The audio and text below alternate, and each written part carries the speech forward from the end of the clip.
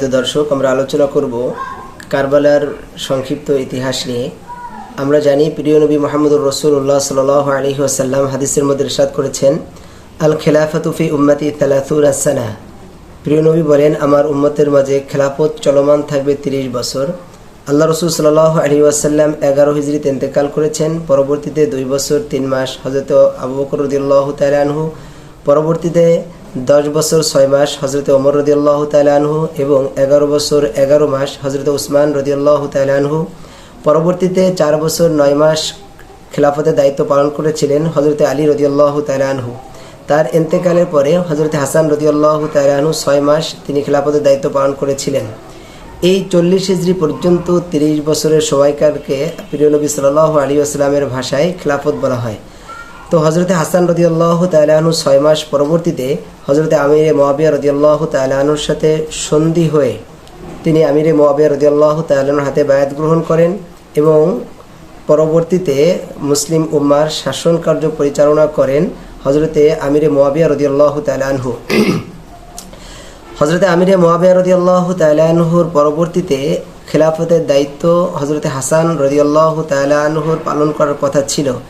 ঘটনাক্রমে ভাগ্যর নির্মার পরিহাস যে হযরত হাসান রাদিয়াল্লাহু তাআলা আনহুর আগেই তিনি ইন্তেকাল করেন। পরবর্তীতে হযরতে আমিরে মুআবিয়া রাদিয়াল্লাহু তাআলা আনহু তিনি তার জীবদ্দশায় তার খেলাফত চলমান অবস্থায় প্রায় 56 হিজরিতেই তিনি কিবারে কিছু সাহাবায়ে কেরামদের সাথে পরামর্শক্রমে ইয়াজিদের নাম প্রস্তাব করেন এবং ইয়াজিদকে খেলাফতের দায়িত্ব দেওয়ার জন্য তিনি মনস্থ করেন। তার বিশেষ কিছু কারণ ছিল। তখনও পর্যন্ত ইয়াজিদ একজন ভালো মানুষ হিসেবে সকলের কাছে পরিচিত ছিল। বিশেষ করে 52 হিজরিতে ইস্তাম্বুল জয় করার ক্ষেত্রে তিনি যে বীরত্বের পরিচয় দিয়েছিল, এই কারণেই অনেক সাহাবায়ে কেরাম পরামর্শ দিয়েছিলেন যে না, আপনার পরবর্তীতে যোগ্য উত্তরসূরি হিসাবে এবং মুসলিম উম্মার দায়িত্ব নিতে পারে ইয়াজিদ, এটাকে আমরা গ্রহণ করলাম। তো যখন আমিরে মুআবিয়া রাদিয়াল্লাহু তাআলা আনহুর ইন্তেকাল হয়ে যায়, ইয়াজিদ যখন ক্ষমতায় আসে, তখন কিন্তু আব্দুল্লাহ ইবনে আব্বাস, আব্দুল্লাহ ইবনে জুবায়ের সহ অসংখ্য সাহাবায়ে কেরাম এবং হযরত হুসাইন রাদিয়াল্লাহু তাআলা আনহু তারা ইয়াজিদের কাছে বায়াত গ্রহণ তারা করতে চান নাই। তার কারণ হলো ইতিমধ্যে ইয়াজিদ সম্পর্কে তাদের ধারণা হয়ে গিয়েছে। তারা অনেক গবেষণা করে পরীক্ষা নিরীক্ষা করে দেখেছে যে ইয়াজিদ আর আগের মতো নেই, তার হাতে বায়াত গ্রহণ করার কোনো সুযোগ নেই। আমরা সকলেই জানি, যখন ইয়াজিদের কাছে বায়াত গ্রহণ করতে অস্বীকৃতি জানিয়েছে, ইতিমধ্যে পৃথিবীর ইতিহাসে জঘন্যতম সম্প্রদায়, সবথেকে শ্রেষ্ঠতম বিশ্বাসঘাতক এই কুফাবাসী, যারা হযরত আলী রাদিয়াল্লাহু তাআলা আনহুর সাথে বিশ্বাসঘাতকতা করেছিল, তারা হযরত হুসাইন রাদিয়াল্লাহু তাআলা আনহুর কাছে 500-র বেশি তারা চিঠি লেখে যে আমরা ইয়াজিদের নেতৃত্বে ইয়াজিদের কাছে বায়াত গ্রহণ করব না, আপনি এখানে আসেন। হযরত হুসাইন রাদিয়াল্লাহু তাআলা আনহুর সত্যতা যাচাইয়ের জন্য তার চাচাতো ভাই মুসলিম ইবনে আকিল রাদিয়াল্লাহু তাআলা আনহুকে সেখানে পাঠান। তিনি সেখানে যে প্রায় 12,000 লোক তার হাতে হুসাইন রাদিয়াল্লাহু তাআলা আনহুর পক্ষে বায়াত গ্রহণ করে। যখন উবাইদুল্লাহ ইবনে জিয়াদকে ইয়াজিদ এখানে নতুন গভর্নর হিসেবে পাঠিয়ে দেয় এবং মুসলিম ইবনে আকিলকে ভয় দেখানো শুরু করে, এই 12,000-এর মধ্যে মাত্র 3 জন ব্যক্তি ছাড়া সকলেই তারা যে প্রতারণা করেছিল ইতিহাসরা সাক্ষ্য দিচ্ছে, মুসলিম ইবনে আকিল থেকে তারা সকলে সরে গিয়েছিল। ইতিমধ্যে হুসাইন রাদিয়াল্লাহু তাআলা আনহুকে মুসলিম ইবনে আকিল যখন চিঠি পাঠিয়েছিল যে আপনি আসেন, তারা আপনার পক্ষে আমার কাছে বায়াত গ্রহণ করছে, হুসাইন রাদিয়াল্লাহু তাআলা আনহু যখন তিনি কারবালায় চলে আসলেন, ইতিমধ্যে অনেক ঘটনা হয়ে যায়। কারবালা প্রান্তলে যখন চলে আসে, এসে তিনি দেখতে পেলেন এই উবাইদুল্লাহ ইবনে জিয়াদ, শিমার, পৃথিবীর ইতিহাসের এই কুখ্যাত ব্যক্তিরা প্রায় 4,000 4,500 অস্ত্র শস্ত্রে সজ্জিত অবস্থায় হযরত হুসাইন রাদিয়াল্লাহু তাআলা আনহুকে প্রতিরোধ শুরু করলো। হুসাইন রাদিয়াল্লাহু তাআলা আনহু তিনি বুঝতে পেরেছেন, তিনি প্রস্তাব দিয়েছেন যে আমাকে তোমরা ইয়াজিদের কাছে নিয়ে যাও, নতুবা আমাকে ছেড়ে দাও, আমি আমার জায়গায় চলে যাব, অথবা আমাকে সুযোগ দাও, আমি অন্য কোনো মুসলিম এলাকায় যেয়ে আমি সারা জীবন সেখানে থাকবো। এই পাষাণ হৃদয়ের অধিকারী এই শিমার এবং উবাইদুল্লাহ ইবনে জিয়াদ, এরা কখনোই হুসাইন রাদিয়াল্লাহু তাআলা আনহুকে 1 সেকেন্ডের জন্য তারা কোনো সুযোগ দিল না। হুসাইন রাদিয়াল্লাহু তাআলা আনহুকে একটা শর্ত দিয়েছে, ইয়াজিদের কাছে বায়াত গ্রহণ করতে হবে। হুসাইন রাদিয়াল্লাহু তাআলা আনহু যার শরীরে হুজুর পাক সাল্লাল্লাহু আলাইহি ওয়াসাল্লামের রক্ত যার শরীরে, শেরে খুদা হযরত আলীর রক্ত যার শরীরে, তিনি কোনো জালেম সম্রাটের কাছে বায়াত গ্রহণ করবে তার জীবন থাকতে, এটা তিনি কখনোই মেনে নিতে পারে নাই। হুসাইন রাদিয়াল্লাহু তাআলা আনহু তার আহলে বায়াতের 18 জন সদস্য সহ প্রায় 80-82 জন লোক নিয়ে কারবালা প্রান্তরে এসেছিলেন। শুধুমাত্র দস্যু এবং ডাকাতদের হাত থেকে বাঁচার জন্য তাদের কাছে সামান্য কিছু অস্ত্র নিয়ে তিনি রওনা হয়েছিলেন। যুদ্ধ করার নিয়ত তো তার ছিল না, যুদ্ধের জন্য আসেই নাই। কিন্তু এই পাষাণ্ডরা এমনভাবে নির্যাতন শুরু করলো, হুসাইন রাদিয়াল্লাহু তাআলা আনহুর পাশে যারা ছিল সকলকে আস্তে আস্তে করে সকলকে শহীদ করে ফেললো। হুসাইন রাদিয়াল্লাহু তাআলা আনহুর সন্তান হযরতে হাসান রাদিয়াল্লাহু তাআলা আনহুর অনেক সন্তান এখানে রয়েছে। মুসলিম ইবনে আকিল সহ এই আহলে বায়াতে মুসলিম ইবনে আকিলের পরিবারের অনেকে এখানে রয়েছে। আহলে বায়াতের 18 জন সদস্যকে যখন তারা হত্যা করে ফেললো, শহীদ করে ফেললো, সর্বশেষ হুসাইন রাদিয়াল্লাহু তাআলা আনহুকে কে হত্যা করবে? কুফাবাসী ষড়যন্ত্র করেছে। আগে ছিল হুসাইন রাদিয়াল্লাহু তাআলার পক্ষে কথা বলেছে, এখন তারা উবাইদুল্লাহ ইবনে জিয়াদ আর শিমারের পক্ষে চলে এসেছে। হুসাইন রাদিয়াল্লাহু তাআলা যখন বলছে তোমরা আমার কাছে কি বলেছিলে আর এখন তোমরা কি দেখাচ্ছ, এখন উবাইদুল্লাহ ইবনে জিয়াদ তার বাহিনীদেরকে বলছে সর্বশেষ হুসাইন যদি আমাদের কথা না মেনে নেয় তাকেও তোমরা দুনিয়া থেকে বিদায় দিয়ে দাও।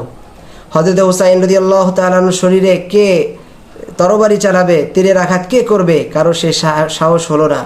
শুধুমাত্র এই পাষাণ্ড সীমার ইতিহাসের বুকে একজন জঘন্যতম ব্যক্তি এই সীমার সর্বপ্রথম তীর যখন নিক্ষেপ করেছে, সকলেই হুসাইন রাদিয়াল্লাহু তাআলার উপর পড়ে হুসাইন রাদিয়াল্লাহু তাআলাকে দুনিয়া থেকে বিদায় করে দিল, শহীদ করে দিল। সম্মানিত দর্শক, অনেকেই ইয়াজিদকে ভালো বলতে চায়। আপনারা জানেন হুসাইন রাদিয়াল্লাহু তাআলা এই মস্তক মুবারক যখন ইয়াজিদের কাছে নেওয়া হয়েছিল, ইয়াজিদ এটা দেখেছে, কিন্তু ইয়াজিদ এই উবাইদুল্লাহ ইবনে জিয়াদ এই সীমারের কোনো বিচার করে নাই। আহলে বায়াতের মহব্বতের ইমানের অংশ যারা হযরত হুসাইন রাদিয়াল্লাহু তাআলা আনহু সহ আহলে বায়াতের ভিতরে কোনো বিন্দু মাত্র মহব্বতের ক্ষেত্রে ত্রুটি করবে, তার ইমানের ভিতরে ত্রুটি চলে আসবে। আল্লাহ রাসূল সাল্লাল্লাহু আলাইহি ওয়াসাল্লামকে মহব্বতের নাম আহলে বায়াতকে মহব্বত করা, আহলে বায়াতের দুশমন মানে প্রিয় নবীর সে দুশমন। শুধু তাই নয়, এই ইয়াজিদ পরবর্তীতে জঘন্য কাজ করেছে। ইতিমধ্যে যখন হুসাইন রাদিয়াল্লাহু তাআলা আনহু শহীদ হয়েছে, মদিনাবাসী এখন বিদ্রোহ শুরু করে দিয়েছে হুসাইনের পক্ষে। সঙ্গে সঙ্গে এই ইয়াজিদ তার এই নিষ্ঠুর বাহিনী সেখানে যখন পাঠিয়েছে 10,000 মানুষকে শহীদ করেছে। পবিত্র জায়গা মদিনাতুল মুনাওয়ারার মধ্যে যে লুণ্ঠন, যে ধর্ষণ, যে এখানে যে হত্যাযজ্ঞ চালিয়েছে, 3 দিন পর্যন্ত থেকে প্রায় 10,000 মানুষকে হত্যা করেছে। ইতিমধ্যে মক্কাবাসীও আব্দুল্লাহ ইবনে জুবাইরের নেতৃত্বে যখন তারাও এখানে হুসাইন রাদিয়াল্লাহু তাআলার পক্ষে ইয়াজিদের বিরুদ্ধে অবস্থান নিয়েছে, তাদেরকে হত্যা করার জন্য এই মক্কা এলাকা ধরে জ্বালিয়ে পুড়িয়ে দিয়েছে। খানায় কাবাকে যারা পাথর মেরেছে এই ইয়াজিদের বাহিনী, আপনারা কি এখনো পর্যন্ত এই ইয়াজিদকে ভালো বলতে চান? পৃথিবীর ইতিহাসে একজন জঘন্য ব্যক্তি যে হুসাইন রাদিয়াল্লাহু তাআলা আনহুকে যারা হত্যা করেছে তার কোনো বিচার করে নাই, তাদেরকে প্রমোশন দিয়ে প্রকারান্তে বোঝাতে চেয়েছে যে হুসাইন রাদিয়াল্লাহু তাআলার শাহাদতে সে খুশি হয়েছে। এজন্য আমরা বলবো যে এই কারবালার ইতিহাস আমাদেরকে এটাই স্মরণ করিয়ে দেয় যে জীবন চলে যাবে, এরপরে কোনো বাতিলের কাছে মাথা নত করা যাবে না। এই শিক্ষাটাই হযরত হুসাইন রাদিয়াল্লাহু তাআলা আমাদেরকে দিয়েছেন। পাশাপাশি একটি কথা বলবো, হুসাইন রাদিয়াল্লাহু তাআলার ইন্তেকাল, এই দিনকে কেন্দ্র করে কোনো মাতম করা যাবে না, কোনো মিছিল করা যাবে না, কোনো শোক দিবস পালন করা যাবে না। কারণ আপনারা স্বাভাবিক অবস্থায় বুঝবেন, হুসাইন রাদিয়াল্লাহু তাআলার শাহাদতকে কেন্দ্র করে যদি আজকের এই দিনে শোক পালন করতে হয়, আলী রাদিয়াল্লাহু তাআলার তার মৃত্যু যে দিবসটা ছিল সেটাও তো করতে হয়। কি মর্মান্তিকভাবে দুনিয়াতে গিয়েছে। হযরত ওসমান, হযরত ওমর রাদিয়াল্লাহু তাআলা যেভাবে ইন্তেকাল হয়েছে, এমনকি বিশ্বনবী মুহাম্মদুর রাসূলুল্লাহ সাল্লাল্লাহু আলাইহি ওয়াসাল্লামের ইন্তেকাল, এটাও তো আমরা সেই মৃত্যু দিবস হিসেবে পালন করি না। ইসলামের কোনো রীতিই নাই। অতএব আজকের এই দিনটা, আশুরের দিনটা এসেছে প্রিয় নবী মুহাম্মদুর রাসূলুল্লাহ সাল্লাল্লাহু আলাইহি ওয়াসাল্লামের হাদিস থেকে। সাইয়্যিদুনা হযরত মুসা আলাইহিস সালাতু ওয়াসসালামকে আল্লাহ পাক রব্বুল আলামিন যখন তিনি নাজাত দিয়েছিলেন ফিরাউনের কবল থেকে, তখন হযরত মুসা আলাইহিস সালাতু ওয়াসসালাম তিনি এই দিনে রোজা রাখতেন আল্লাহর শুকরিয়া স্বরূপ। আল্লাহ রাসূল সাল্লাল্লাহু আলাইহি ওয়াসাল্লাম যখন মদিনায় গিয়েছেন তখন জিজ্ঞাসা করেছেন ইহুদিদেরকে, তোমরা রোজা রাখো কিসের রোজা? তারা বলেছিল আমাদের দিনের নবী হযরত মুসা তিনি রোজা রেখেছেন। আল্লাহ রাসূল সাল্লাল্লাহু আলাইহি ওয়াসাল্লাম তখন বলেছেন ওয়া নাহনু আহাক্কু বিমুসা মিনকুম, আমরা তো মুসা আলাইহিস সালাতু ওয়াসসালাম ব্যাপারে তোমাদের থেকে বেশি হক রাখি। এজন্য আল্লাহ রসুল নিজেও রোজা রেখেছেন এবং এই রোজা রাখার জন্য আদেশও করেছেন। এজন্য আশুরার যে ফজিলত, এই ফজিলতের সাথে কারবালার কোনো সম্পৃক্ততা নেই। আমরা বিষয়টাকে খুব খেয়াল করব। আল্লাহ সুবহানাহু ওয়া তাআলা আমাদেরকে আমল করার তৌফিক দান করুক, আমিন।